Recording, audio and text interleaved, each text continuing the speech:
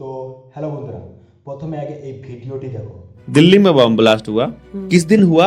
जिस दिन बिहार चुनाव प्रचार बंद हो गया। चुनाव प्रचार बंद हुआ 5 बजे और शाम को 7-8 बजे के आसपास ब्लास्ट हो गया। अगले दिन सुबह जो है नरेंद्र मोदी वो उन घायलों को देखने नहीं आए। अगले दिन नरेंद्र मोदी भूटान गए और भूटान से bomb blast, Delhi bomb blast के ऊपर भाषण दिया। कितना कमाल आदमी है, क्योंकि यहाँ पे देगा तो आचार संहिता का उल्लंघन हो जाएगा। वहां जाकर दिया और सारी मीडिया ने चलाया। यहाँ से जो सामग्री थी, अब बाद में लिपापोती करने चालू की कि भाई तुम लोगों को पता नहीं चला, तुम्हारी सीआईडी कहाँ थी? वो बोलेगी ये तो नहीं, ये तो हादसा था। फिर रिसर्च करने के लिए उसको ले गए जम्मू। जब जम्मू उसको लेकर के गए, वहां जिस थाने में उसकी जांच हुई, उस थाने में बॉम्ब ब्लास्ट हो गया। तो वो कहते सारे सबूत मिट गए। मतलब बिहार चुनाव से पहले दिल्ली में लाल किले के पास हुए बॉम्ब ब्लास्ट के सारे सबूत जम्मू के ब्लास्ट में जलकर भस्म हो गए।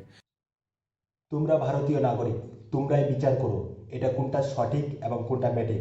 তো প্লিজ তোমাদের কাছে আমি হাত জোর করে রিকোয়েস্ট করব, অবশ্যই আমার ইউটিউব চ্যানেলটিকে সাবস্ক্রাইব করবেন।